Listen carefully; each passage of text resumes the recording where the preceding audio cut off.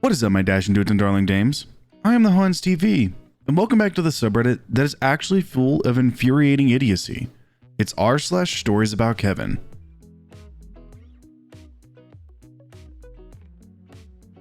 Our first post for today comes from SLJ7.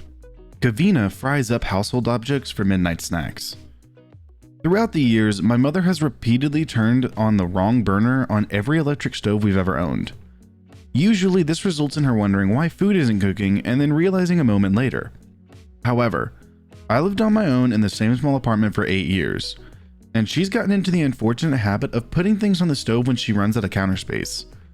One of my cutting boards has 2 separate imprints of a burner on it. Partly thanks to her, I now have a rule that nothing goes on the stove unless it's for cooking. She doesn't seem to have learned a lesson though. Last night at 2:30 a.m., I woke up to the burning smell of plastic and a smoke alarm. After I opened the window and turned it off, I went to investigate. Turns out my mom had made a midnight snack, accidentally turned 2 separate burners on, and had the bright idea of putting her laptop on the stove so she could continue watching Netflix on it. She says she started noticing the burning smell and didn't realize what was happening until her laptop shut down. The terrifying thing was that it didn't power down. She brought me her computer with most of the back completely melted and the fan was going insane. I couldn't even pull the battery immediately because the plastic around the switches had melted, so I just held the power button. It's a cheap Elite book from around 2014, and normally you can just slide the back off, but part of it is so melted that I had to rip off the other pieces around it. Surprisingly, the internals seem to be fine.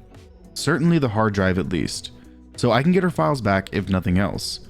She is probably going to try using it later, and I'm mildly afraid. So first things first, in this cacophony of tartary, how do you even turn on the wrong burner? Like, I've done it before, but I immediately turned it off whenever I realized, oh hey, there's a picture here that tells me which ones go to which. And second of all, why wouldn't you just put the damn laptop on the counter? Or like, use your phone or something? Why would you put it on a stove that gets hot? Your mom is a fucking dumbass. Our next post for today comes from Just a Sleepy Mushroom. Kavina tries to tell me that gravity doesn't exist. This popped into my head earlier when me and my friends were discussing this particular Kavina. Yes, she tried to convince me that gravity doesn't exist, among other things.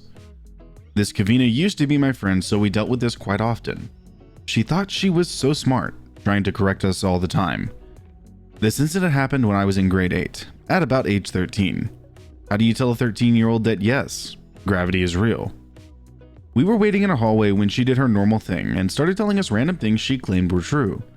This time she was convinced that everything was a simulation. We ignored her as usual. This resulted in her seriously telling us that gravity didn't exist. All 20 of us waiting to get into class went silent and stared at her for a solid 5 seconds. Then at each other. None of us knew what to do. We ended up dropping things and saying, "See? Gravity," as middle schoolers do. It astounds me that anyone can be that ignorant of physics. Okay, so she's in 8th grade, there's a pass, but what you gotta realize, OP, is that there are literally full-grown adults who believe that gravity doesn't exist. They also believe the earth is flat. So, do with that what you will. Our next post for today comes from Alice in Wonderland 72. Fuck you and your coffee. I just started working at Dunkin' Donuts less than a week ago, and I've already come across my first Kevin. I brought this guy his drinks out to his car, and he looks at them, smirks, and starts screaming instantly about the fact that there's cinnamon on top, and treating me like I'm an idiot for ever thinking to grace his presence with it. I'm absolutely dumbstruck because in all my years of customer service, I've never had someone instantly go all the way off. I go back inside to scrape the whole top off, no cinnamon on the cup, perfectly good, full drinks left. He comes inside and goes apeshit. "I told you to remake those. Where's your manager? Manager!" Full on screaming. Starts going on about how bad the service is. I have a bad attitude. I looked at him dumbstruck because I was suddenly being screamed at and just silently walked away to take them inside and get the F away from him. He demands a refund. Tells us he all owns the business across the street, like that meant he's better than all of us. Scoffs about how he will not be back, and leaves the store after screaming F you multiple times at any of the 3 managers that said anything. Whole temper tantrum over some freaking cinnamon. Bitch, Bye. So a lot of people for the comments of this one were saying that this was not a Kevin. But I'm going to be a contrarian here and say that it was. Simply due to the fact that you have to be so stupid to get that mad over a cup of coffee. There you go. This next post comes from CatPoker666. Kevin's got a gun. My high school Kevin came of age in a simpler time. In a small redneck town, most families had guns. Shotguns and rifles adorned every mantle. Handguns did not. Cue Kevin telling me he has a surprise to show me outside over lunch break. I, of course, worry it's going to be awkward thinking he's liking me more than a friend. Awkward didn't cut it when he peeled open his bag to show me a loaded handgun. I told him to put it away in his truck and not bring it back. Kevin was crestfallen as he was so proud of his new piece. He put it away in his truck in a huff. "What's the big deal? A lot of guys have them." In my own naivete, I thought he meant at home. I was very wrong. It turned out I'd saved this particular Kevin's butt. 2 days later, the cops came. They searched lockers and bags of students that faculty thought might have guns. Kevin was one of those searched and was clean as a whistle. The cops did, however, find a host of other firearms, including some semi-automatics. Bizarrely, the guy with those out Kevin'd Kevin 1.0. His excuse sounded fake as hell. Kevin 2.0 said he was going shooting later at the range with his dad. Didn't want to leave them in his pickup because someone might steal them. Given some of the stuff I hear at ranges around here, he was probably telling the truth. Unfortunately, he got hauled off in handcuffs and it messed his life up a bit. As for Kevin 1.0, he's now a cop. That is terrifying to me, OP. That somebody that dumb to bring a gun to school is now a cop.